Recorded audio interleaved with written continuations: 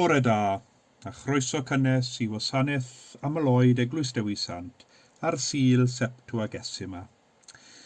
Ystyr Septwagesima yw 70 diwrnod cyn y Pasg, ac mae'r Sul hwn yn ein atgoffa ni bod y gyrrawys yn nesau.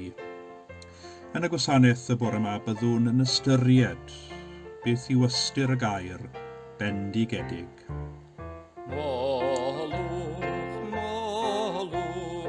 Molwch yn y bore, molwch eich bob munud, molwch nes mae chlyd ar hael. Dwedwch am yr Iesu, dwedwch am ei gariad,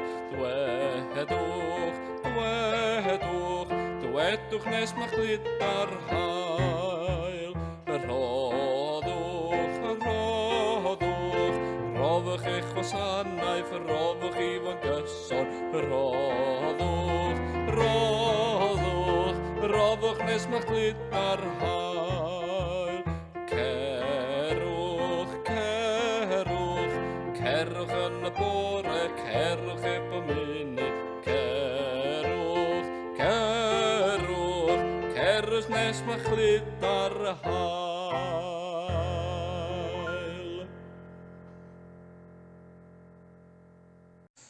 Bendigedig yw'r sawl sy'n hyderu yn yr arglwydd, a'r arglwydd yn hyder iddo.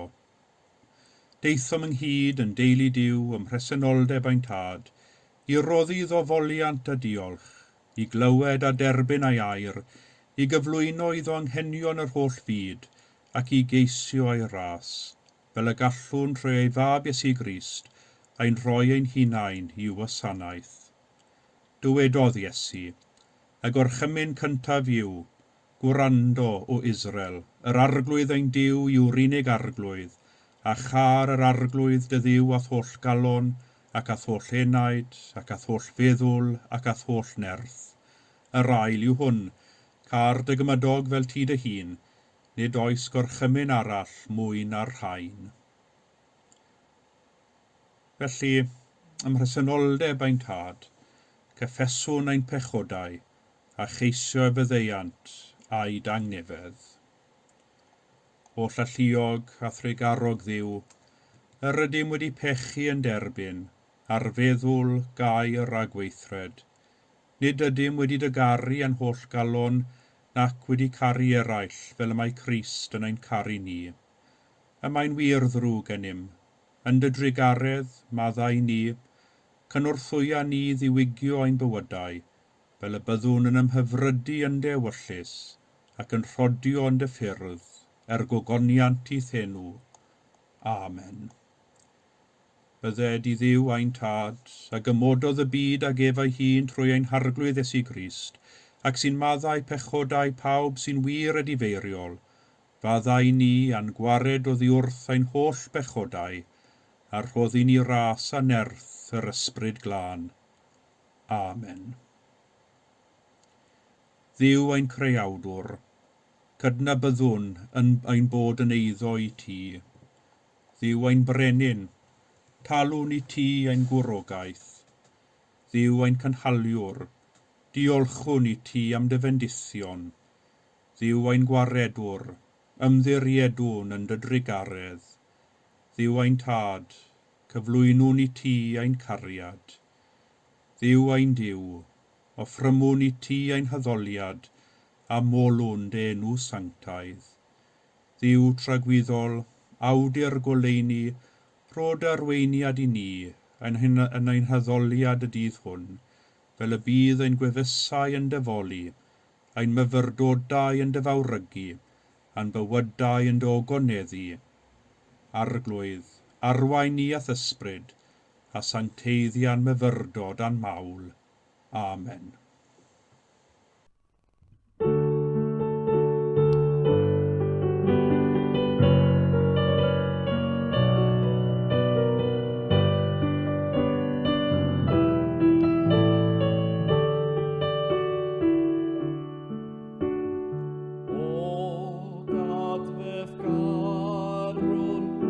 Volun gogon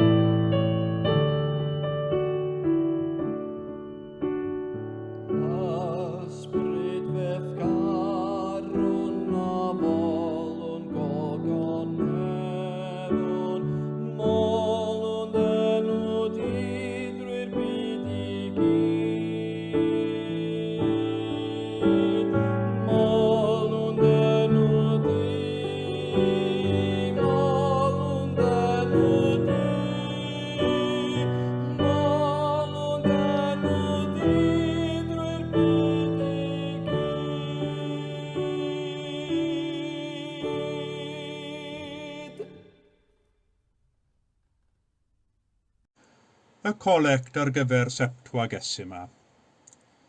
Gweddiwn. Holl alluog Dduw, ti yn unig gall ddod â threfn i chwantau a serchiadau a freolus y ddynoliaeth bechadurus. Dyr o ras sydd boblu garid o'r chmynion, a deu syfyd a ddewidion, fel yn aml droion y byd hwn, y sefydlir ein cylonnau'n ddiogel lle mae gwir lawenydd i'w gael, trwy Iesu Grist ein harglwydd, sy'n byw ac yn teyrnasu gyda thi yn undod yr ysbryd glân, yn un Duw, yn awr ac am byth. Amen. Fel hyn y dywed yr arglwydd. Melltigedig fo'r gŵr sydd â'i hyder mewn dyn ac yn gwneud cnawd yn fraich iddo, ac yn gwiro oddi wrth yr arglwydd. Bydd fel prysgwydd yn y diffeithwch, ni fydd yn gweld daioni pan ddaw. Fe gyfanhedda fannau moelion yr anialwch mewn tir hallt heb neb yn trigo ynddo. Bendigedig yw'r gŵr sy'n hyderu yn yr arglwydd, a'r arglwydd yn hyder iddo. Y mae fel pren a blanwyd ar landyfroedd yn gwthio i'w wreiddiau i'r afon, heb ofni gres pan ddaw a'i ddail yn ir, a'r dramor sych ni ffrydera ac ni ffaid a ffrwytho. Y mae'r galon yn fwy ei thwyll na dim, a thi hwnt i a chad, pwy sy'n ei deall hi? Ond yr wy fi, yr arglwydd, yn chwilio'r galon ac yn profi cymhellion i roi i ddyn yn ôl ei ffyrdd ac yn ôl ffrwyth ei weithredoedd.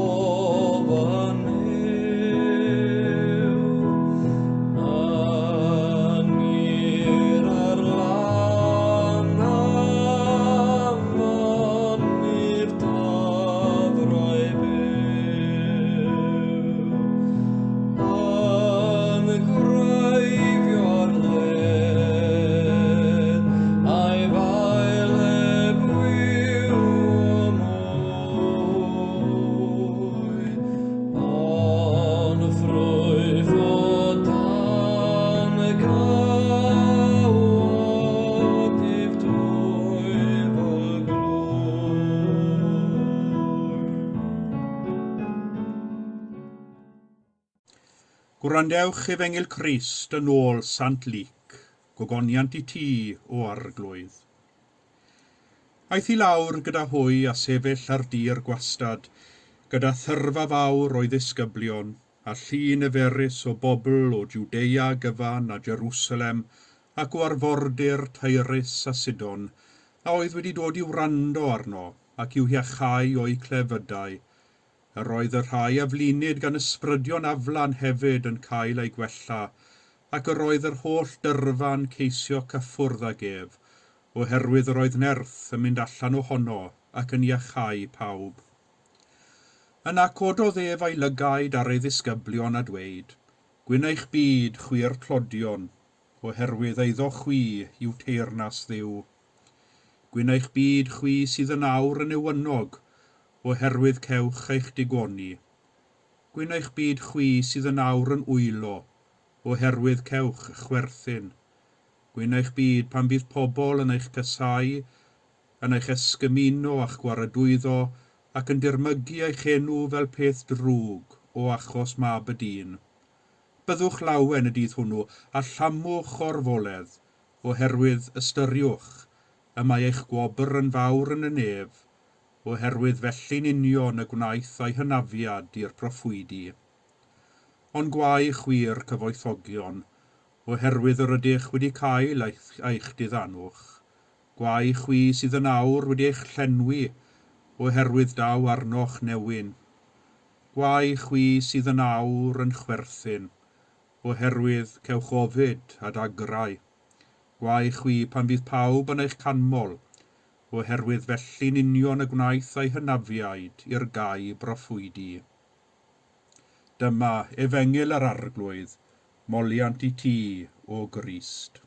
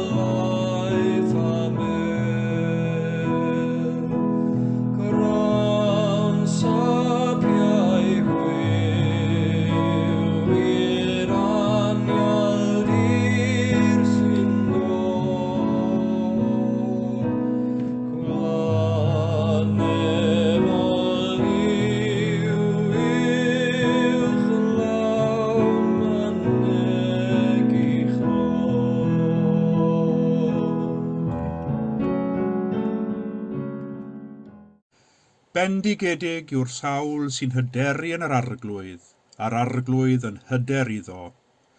Y 7fed adnod o'r ail bennod ar 15 o lyfr y proffwyd Jeremia. Pryd oedd y tro diwethaf i chi ddefnyddio'r gair bendigedig yn eich sgwrs bob dydd? Fel arfer, dyn ni'n defnyddio'r gair bendigedig i ddisgrifio rhywbeth sydd wrth ein bodd, rhywbeth sy'n rhoi mwynhad a phleser mawr i ni. Enghraifft, ar ddywyrnod braf, mae'r awyr yn las, yr haul yn gwenu a ninnau'n teimlo a'i wres cynnes yn ein cofleidio, fe ddywedwn, mae'n ddywyrnod bendigedig. Efallai wrth fwyta pryd o fwyd blasus, bydde rhywun yn dweud, mae'r bwyd ma'n fendigedig. Efallai wrth rando ar gôr yn canu mewn cyngerdd, byddwn yn dweud wrth fynegu ein barn, roedd y canu'n fendigedig neu roedd gan y tenor lais bendigedig. Ar y degau, pan gawn newyddion da, byddwn yn datgan ein llawenydd trwy ddweud, ie, bendigedig. Mae bendigedig yn air defnyddiol iawn. Mae'n air sy'n cynrychioli ac yn mynegu popeth sy'n dda ac yn hawddgar, popeth sy'n codi'r galon ac yn gwneud i ni'n wenu'n foddhaus. Mae'n cynrychioli popeth sy'n rhoi budd a gwerth i'n bywydau, bendigedig, bendigedig yn wir. Os defnyddiwn ni y gair bendigedig i ddisgrifio popeth sy'n dda ac yn hawddgar, beth felly fydde'r gair i ddisgrifio'r gwrthwyneb i hynny? Y pethau a ddaw'n rhan sy'n diflasu'r galon, y pethau atgas sy'n gwneud i ni wgu a chrychu'n trwynau. Y gair neu'r geiriau sy'n dod yn syth i'n meddwl i yw ychyfu. Does dim gwell ymadrodd i'w ddefnyddio nag ychyfu i fynegu atgasedd ac anfodlonrwydd a rhywbeth. Fel bendigedig, mae'r ymadrodd ychyfu, yr un mor ddefnyddiol. Pan mae'r tywydd yn ddiflas a hithau'n bwrw glaw, ma'n trwy'r dydd, fe ddywedwn, mae'n ddywyrnod ychyfu heddi. Neu os cymerwn lwnc o de a blas bach cas arno, fe ddywedwn, ychyfu. Pan gan newyddion nad yw wrth ein bodd, efallai dwedwn fel ymateb syth, ychyfu. Ystyr y gair bendigedig yw rhywbeth sy'n deilwng o'n haddoliad, neu rhywbeth sy'n sanctaidd neu'n gysygredig, neu rhywun neu rhywbeth sy'n deilwng o dderbyn bendith Duw. Mae'n air sy'n gysylltiedig â Duw.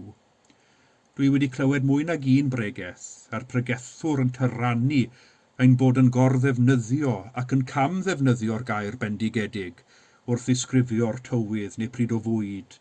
A'r unig amser y dylwn ni ei ddefnyddio yw pan rydym yn disgrifio Duw neu'n disgrifio rhywbeth sy'n sanctaidd neu wrth ddisgrifio rhyw bendith yr ydym wedi derbyn trwy law Duw. Dim ond Duw ei hun all wneud rhywbeth yn fendigedig. Wedi dweud hynny, fe allan ni ddisgrifio dwyrnod braf fel rhodd gan Dduw ac yn fendith i ni. Fe allwn ni hefyd disgrifio pryd da o fwyd yng nghwmni ffrindiau fel bendith ac yn rhodd gan Dduw wedi'r cyfan. Duw yw ffynhonnell pob rhodd dda a daionus. Mae'r ddau ddarlleniad y bore yma yn gofyn i ni ystyried y gair bendigedig ac yn gofyn y cwestiwn, beth sy'n dod â bendith i ni? Beth sy'n dod â boddhad ac beth sy'n dod â phleser i'n bywydau? Yr ateb syml i'r cwestiwn hwn yn ôl y darlleniadau yw Duw. Yn ein darlleniad o lyfr y proffwyd Jeremia, fe'i cawn yn dweud, bendigedig yw'r sawl sy'n hyderu yn yr arglwydd, a'r arglwydd yn hyder iddo. Mewn geiriau eraill, mae'r sawl sydd yn ymddiried yn yr arglwydd, sy'n gosod ei ffydd a'i obaith ynddo, wedi ei fendithio, ac wedi dod o hyd i'r hyn sy'n dod â boddhad i'w fywyd. Mae ymddiried yn yw yn cyfoethogi ein bywydau, yn gwneud ein bywydau'n gyflawn. Y mae bod yn ymwybodol o'n anghenion ysbrydol a gadael i Dduw ddewallu'r anghenion hynny, yn ein cryfhau i wynebu y byd a'i heriau, yn hytrach na'n gwanhau. Dwi'n hoff iawn o'r enghraifft y mae Jeremeia'n rhoi fel eglurhad i'w bwynt am y pwysigrwydd o ymddiried o gael hyder yn yr arglwydd. Y mae fel pren, meddai, a blanwyd ar lan dyfroedd, yn gwthio i'w wreiddiau yr afon. Mae'n rhoi darlun perffaith i ni o ystyr y gair ymddiried o fod â hyder yn yr arglwydd. Mae angen dŵr a maith ar goeden i dyfu a ffynnu, ac os nad yw'n cael digon o ddŵr i'w chynnal, yna mae dail y goeden yn dechrau crino, ac yn ara deg mae'r goeden yn gwywo. Ond am y goeden sydd wedi ei phlannu ar lan afon, mae hi'n gallu taflu ei gwreiddiau yn ddwfn i'r pridd, a mae'n dod o hyd i'r dŵr a'r maith sydd ei angen arni ffynnu, ac os daw cyfnodau o dywydd crasboeth a sych, nid oes rhaid i'r goeden ofni, oherwydd mae ei gwreiddiau'n ddigon agos i'r afon, ac mae hi'n gallu amsugno digon o ddŵr a maith i'w chadw trwy y cyfnodau anodd o sychder. Yr hyn mae'r proffwyd Jeremia yn y darlleniad cyntaf yn ein hannog ni i'w wneud, yw sicrhau ein bod ni'n gwreiddio ein bywydau yn niw.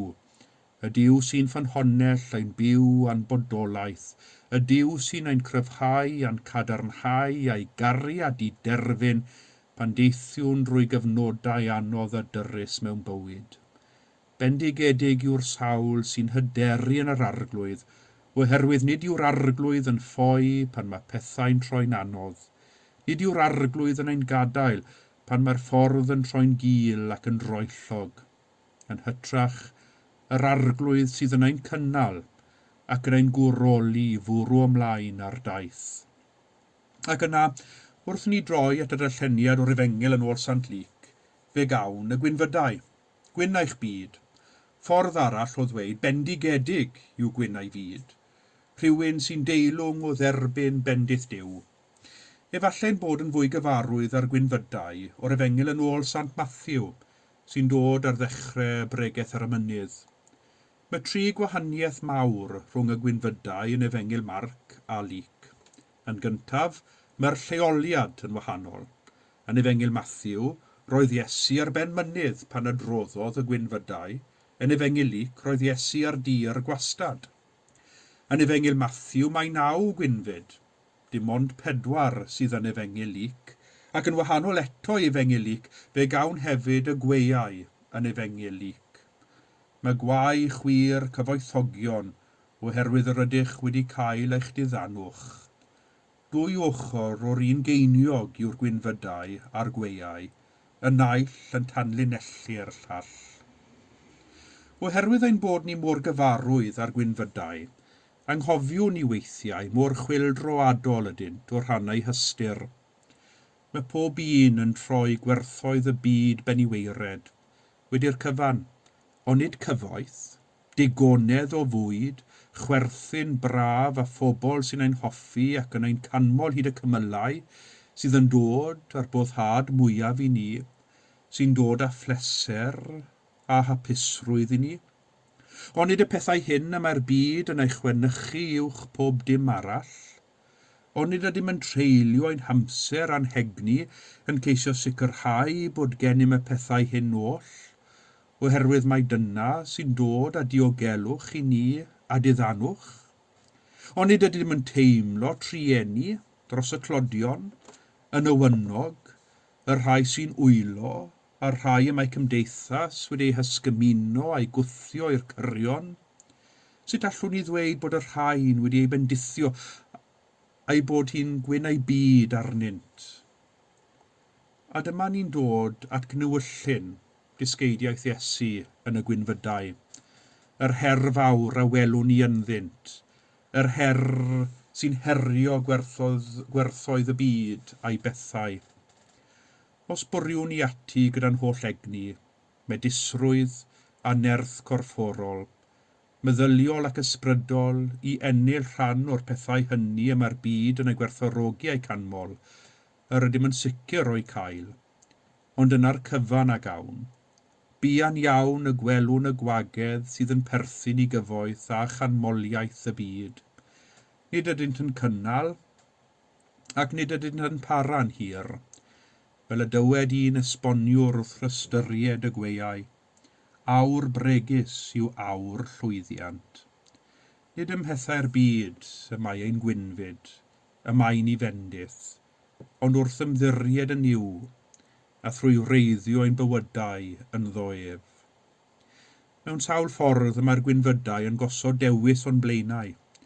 Dilyn ffordd y byd, neu ddilyn ffordd Crist, a dod o hyd i'r cadernid a'r bendith a ddaw, wrth i ni osod ein hegni a'n gallu, yn gorff meddwl ac enaid, mewn ymddiriedaeth a hyder yn ddoef. Bendigedig yw'r sawl sy'n hyderu yn yr arglwydd, a'r arglwydd yn hyder iddo. Amen. A dywedwn y credo gyda'n gilydd. Yr wyf yn credu ac yn ymddiried yn i'w dad, a greodd bopeth sydd. Yr wyf yn credu ac yn ymddiried yn ei fab Iesu Grist, a brynodd ddynol ryw. Yr wyf yn credu ac yn ymddiried yn ei ysbryd glân, sy'n rhoi bywyd i bobl Dduw. Yr wyf yn credu ac yn ymddiried yn un Duw, Dad, Mab ac ysbryd glân. Amen.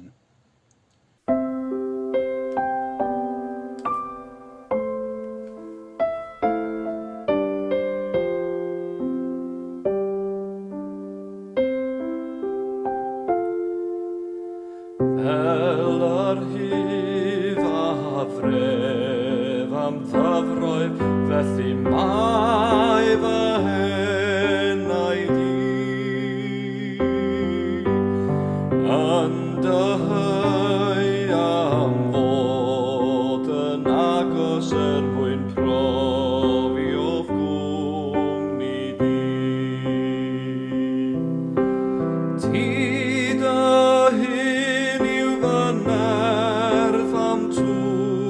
a chadath i rwy fi'n ein siŵr. Mae tydi yw serch fy nghalon ac o Dduw a folaf di. Gwell wyt ti na gair ac arian dim ond ti a phlenwi'n bryd. Ti dy hun rif i'm wir lawenydd rwy ti'n werth y byd i gyd. Ti dy hun yw fy nerth am tŵr a chadath i rwy fi'n ein siŵr. Mae tydi yw serch fy nghalon ac o Dduw a folaf di.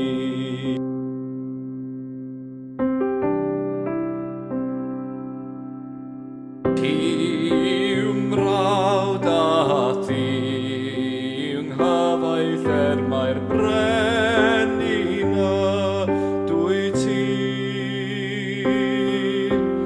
Caraf di gan mil gwell na'r cwbl mwy na phawb a phopeth ti. Ti dy hun yw fy nerth am tŵr a chadath i rwy fi'n ein siŵr. Mae tydi yw serch fy nghalon ac o Dduw a ddolaf di.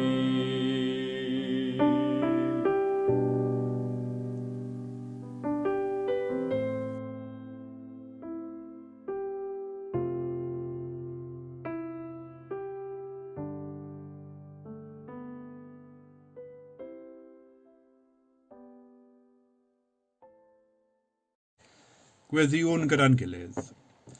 Arglwydd ein noddfa nerth, cyflwynwn i thofal bawb sydd mewn cyfyngder ac yn wynebu anawsterau.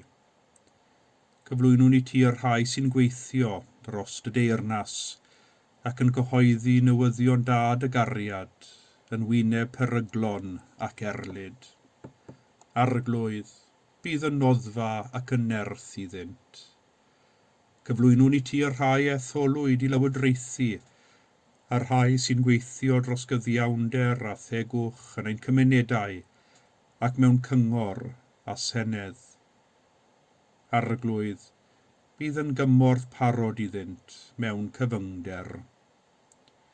Cyflwynwn i ti yr rhai sy'n cynnal cartref ac yn magu plant, a'r teuluoedd sydd o dan straen ac yn wynebu heriau a phenderfyniadau anodd. Arglwydd, bydd di yn y canol i'w cynorthwyo. Cyflwynwn i ti yr rhai sydd dan bwysau gwaith, a'r rhai sydd yn ddiwaith, ac wedi colli urddas a gobaith. Arglwydd, cadw hwy yn dy gariad. Cyflwynwn i ti yr rhai sy'n brwydro a salwch i'r dymor, yr rhai sy'n ddifrifol wael, yr rhai sy'n gofalu amdanynt. Arglwydd, bydd yn nerth ac yn dangnefedd iddynt. Cyflwynwn i ti yr rhai nad ydynt yn dydnabod, yr rhai sydd wedi cefnu arnat, a'r rhai sy'n chwilio amdanat ac yn brwydro a'i amheuon. Arglwydd, arwain hwyth ganfod athgaru. A chyd weddiwn, nefol dad, diolchwn i ti am ein cartrefi a'n teuluoedd, am fwyd a dillad ac am bob hapusrwydd y gall rhieni a phlant a'i rhannu. Gofynnwn am eithgariad ein hamgylchynu, a thofal ein hamddiffyn, ac am gael adnabod y dangnefedd bob amser. Arglwydd yn dy drigaredd, derbyn y gweddiau hyn, mwyn dy fab Iesu Grist ein harglwydd. Amen.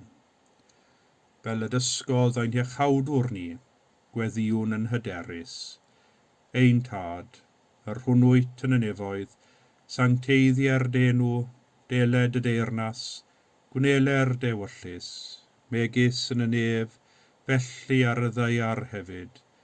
Dyroi ni heddiw ein bara beunyddiol, a maddau ni ein dyledion, fel y myddeiwn innau'n dyledwyr, ac nac arwain ni brofedigaeth, eithir gwared ni rhag drwg, can eiddo't ti o'r deyrnas, a'r gallu a'r gogoniant, yn oes oesoedd. Amen.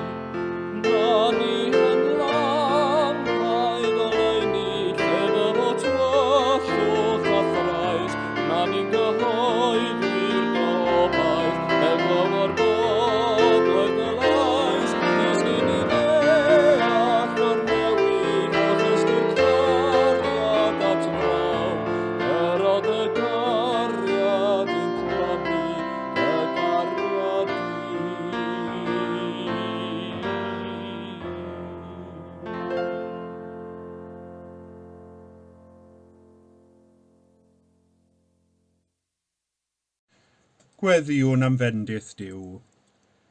Bydded i gariad yr arglwydd Iesu eich tynnu ato ei hun. Bydded i nerth yr arglwydd Iesu eich cryfhau yn ei wasanaeth.